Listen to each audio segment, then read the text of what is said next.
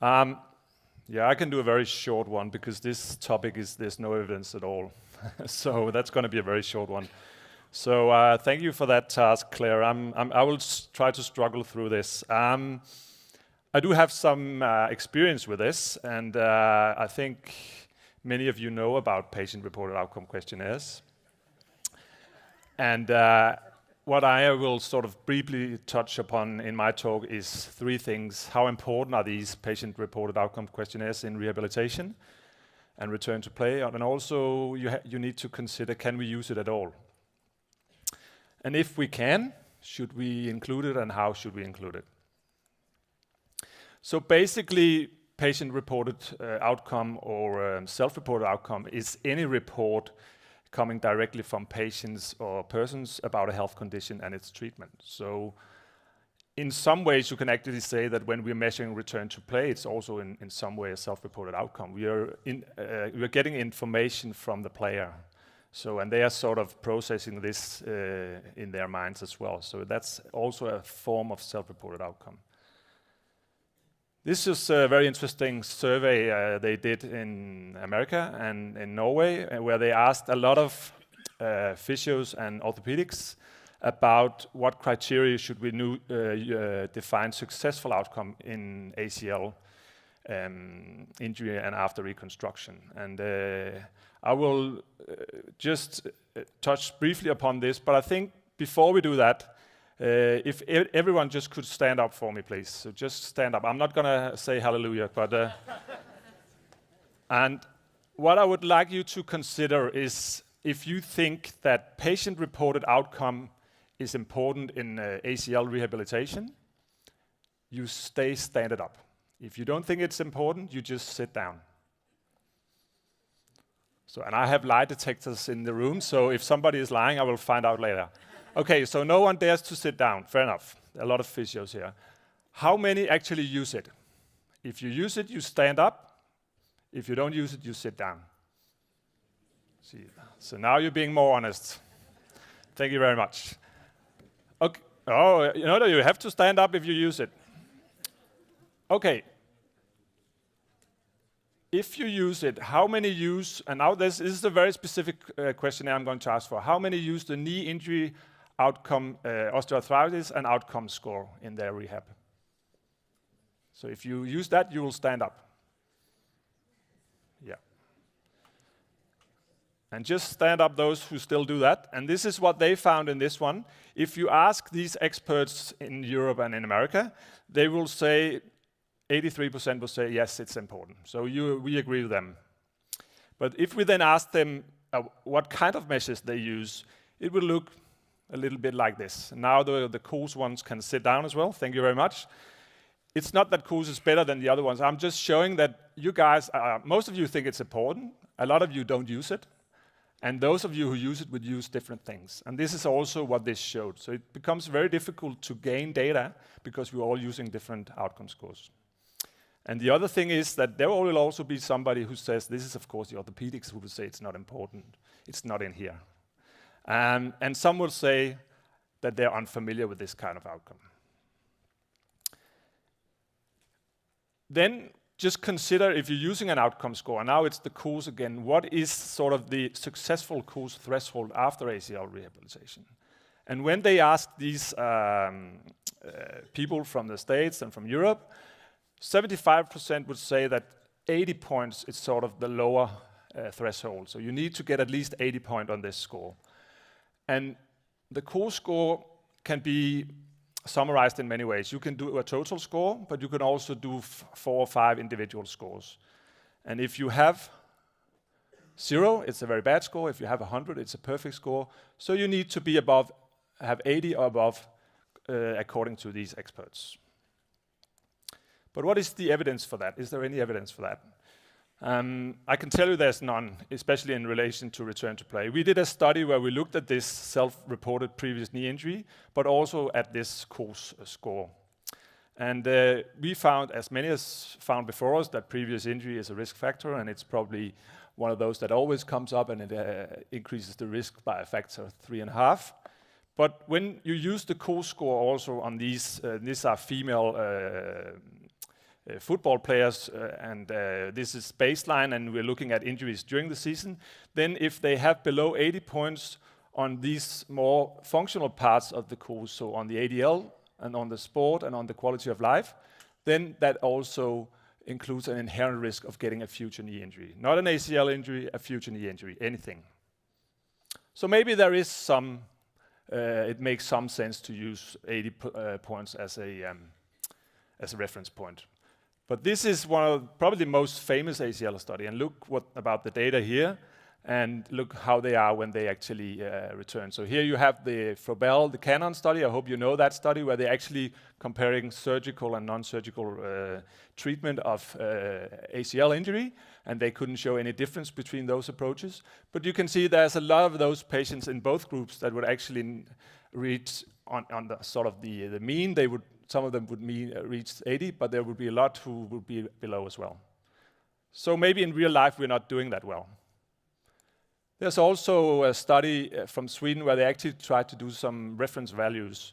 And I'm just going to give you the mean. And the mean for the cohort of the ACL part, which is probably those patients in these age groups, and probably more of those, is a little bit above 80. That means you also have a standard deviation to get the reference interval. But basically, again, you could argue that it needs to be at least 80% to have a good outcome.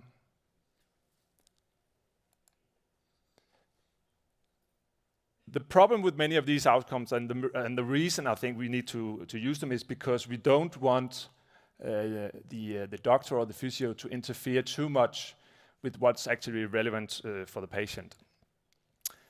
I'm going to switch gears a little bit and talk a little bit about return to sport. So in my mind, return to sport is also in some ways a self-reported outcome in the way we use it at the moment.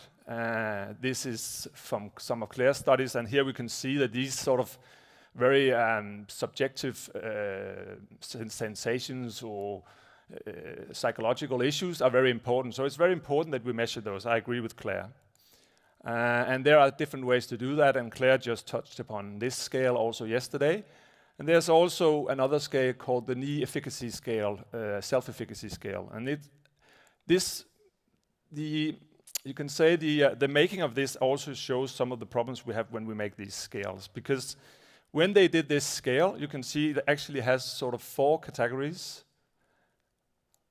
But when you look at 3 of them, they're actually measuring different things than the last one.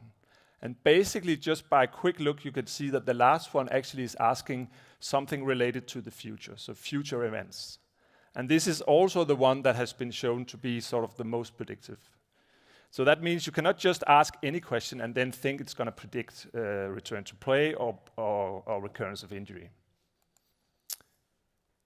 This, though, the future scale, does seem to be very good at discriminating when you do it at baseline to those who will actually have different kind of outcomes and acceptable outcomes in different scores, but also in hop test, as Eric was alluding to. So again, it seems that if you do a proper scale and you consider it to be actually relevant to what's going to happen in the future, this might be the way to go. So now I'm just going to briefly touch upon some theoretical aspects, and I'm going to make it very simple. I think that return to play will be reflected in by the player, of course. There might be some coaches having an opinion, there might be a club, and there could also be a physio giving their opinion. And of course, in many cases, this would have a combination, and you can talk about risk tolerance, and this would be along the same lines. The main point here is that when you look at a study like this is from the American Football League, where they have adductor longus ruptures. And you can see that if you don't operate them, you have much quicker return to play than if you operate them. So we can say, yes, rehabilitation is much better than surgery, right? Nah. Because when you do this, it might be the player who's actually thinking, I can play tomorrow. The coach say, I don't want to have surgery because you have to play tomorrow. Or the club will say, if you don't play tomorrow, I won't pay you tomorrow. And then again, the physio could be there in somewhere. But then you can also have the operative group, and then again, here you will often see that the operating surgeon saying, no, you cannot play until 10 weeks. And then the player goes, aye, sir, of course. No one wants to discuss with a doctor who just did surgery on your adductor longus. So that's probably what it reflects, nothing else, right? So we don't want to bother with this because we can't really. But the point is that even though this has high relevance, it has very low reliability. And maybe this sometimes has lower relevance, but we can maybe make it more reliable. And I think we cannot just look at return rates and time to return reported by the athlete. We have to consider this time to return as, and we didn't speak together, but as Eric also alluded to, let's get some specific criteria and let's maybe look at recurrence. And that's exactly what Martin Hagblom did. This is, I think, the best study I've ever seen on this. And maybe Eric will say that his study is up there now when it comes out. But this study was a randomized control trial where they actually looked at re-injury rates in male football players, and they did it as an RCT, and you can see they had quite a lot of players in there. And what they did, they randomized them to intervention or control. And the intervention was so simple that it almost hurts. Because what they did was that they actually, they didn't have physios in these clubs because they were lower level, so they actually made the coach do the criteria for them. And what they did was they had to go through this algorithm. So they had to go all the way through here, straightforward jog, then to figure 8. And every time they did that, this could not be painful and it shouldn't increase their symptoms. If it did, they had to go back again. If they came down to this area, as fast as within 1 to 3 days, then the return to play criteria was that you have to do 1 team training without pain before you can actually be selected for match. If it took you a little bit longer to get all the way down here, you had to do 2 team trainings and so forth. 3 if it took up to a month, and 4 if it took more than a month. So basically, the longer you're out, the longer it takes you to get back. And this is the results of that. In these 20 clubs, so there were 10 of each, there were 4 clubs in the, you can see here in the intervention group, that they have much less injuries in general. And basically what they showed was that the reason for this is because they don't have these stupid injuries, the early recurrence. So this is what the coach can actually take that away. We don't need a physio telling us how stable or strong we are. You can actually do something that is that simple. So my take-home message is that it's important, we agree, we use different tools, but if we want to use it clinically, we need to know more about reference and risk cutoffs. And maybe we need to think more about time to certain criteria. I agree with Eric, he already showed that this is important. And maybe recurrence needs to be balanced towards these criteria. Thank you very much.